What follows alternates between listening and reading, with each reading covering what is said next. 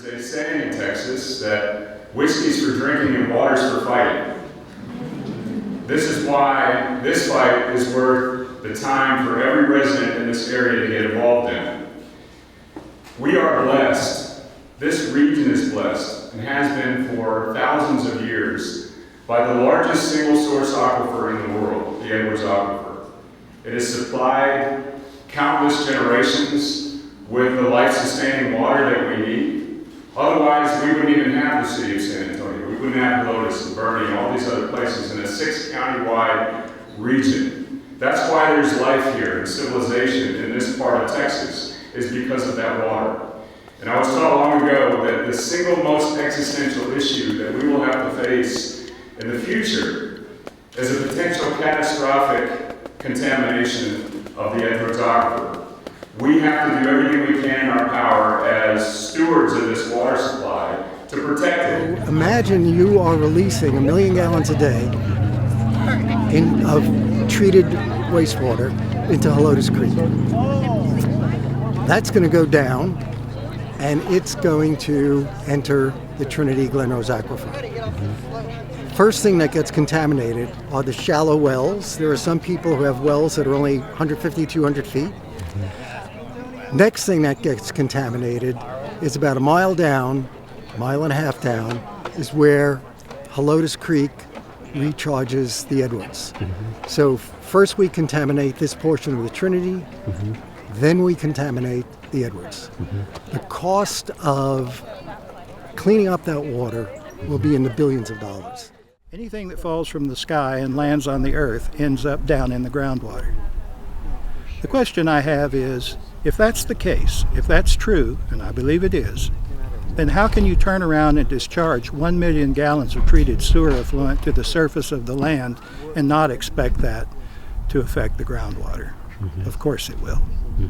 But the TCEQ has a wonderful way of ducking and dodging these kinds of issues.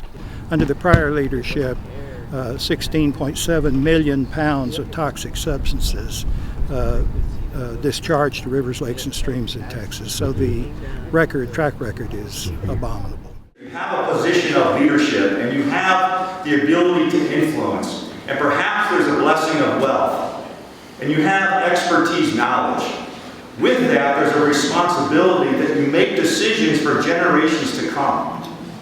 So someone like Lennar Homes, right, that has great leadership and expertise and they have the blessing of wealth, I was hoping that perhaps they would develop in a way that they showed cutting-edge technology, that they became perhaps a national model for how you develop in a sensitive region in our land, that perhaps they would help other people that had the means and the expertise and the leadership to make sure that we have housing for everyone that needs housing, that they would be leaders in that. And from what I know, that's absent from the equation. That this seems to be short-sighted, this seems to be about profit, this seems to be in neglect of the sensitive region that they are developing. And not just Guadalupe Ranch, but in Comfort, in Fredericksburg, and a number of other areas in our state of Texas. We are property borders. Your fence line. Fence line neighbors, and no one came to your house. And no one came to us. Nobody. Yes. Okay. What are your thoughts on it?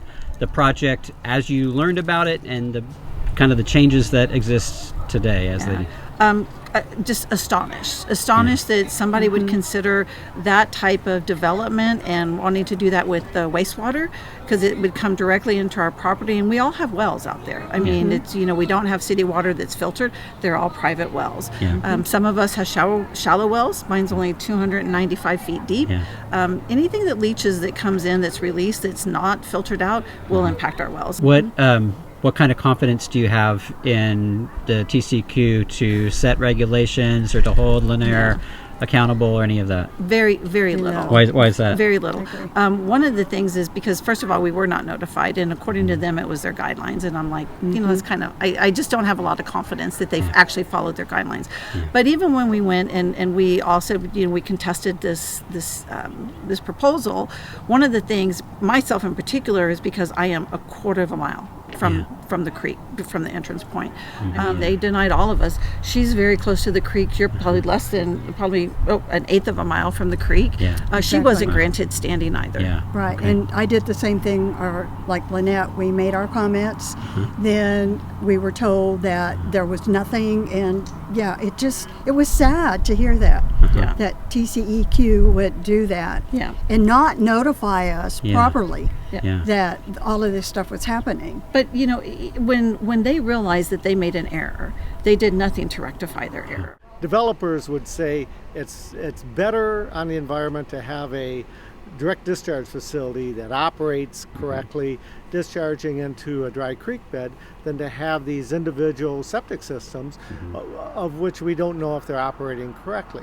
So we looked at that, and we looked at comparing the impact of three types of facilities. One, individual septic systems, which are in place now. Secondly, something called land application, Texas land application, and that's where you spread the effluent on the ground surface. And then the third is direct discharge into the dry creek beds or creek beds. And so we looked at each of those in Helotes Creek. Now we selected Helotes Creek because it's a relatively modest sized watershed. It has both a contributing zone, it goes down into the recharge zone. It's critically located where the San Antonio water system has wells. So what happens there is going to have an impact on the recharge to the Edwards and to those wells. What it comes down to is, because you're on a karst system with very thin soils, you have these preferential flow paths that have developed aligned with all the creek beds, that this effluent is going to get very quickly into the subsurface, very quickly recharge into the Trinity. And the way it works, because of faulting, it goes directly into the Edwards, and because of the fast rate that water goes through karst limestone, particularly the Edwards and the Trinity, it's going to go a mile a day. You're going to see this effluent being discharged, and it could show up at San Antonio wells in a matter of days. But there are wells that are immediately down gradient from the proposed development. These are individual wells. They're very shallow. There's no confining layer. They're going to be impacted within a day. And remember, the only thing they have to treat for are biosolids, which they do by settling. They have to treat for biological chemical oxygen demand, which they do by aerating. They have to treat for E. coli, which they're going to do by ultraviolet light. Anything else, endocrine disruptors, PFAS and PFOS, the forever chemicals, pharmaceuticals, they don't have to treat for any of that. They don't have to test for any of that. They don't have to monitor what's coming out of that water, other than those three items. They do self-report if, for any chance, they have a mishap.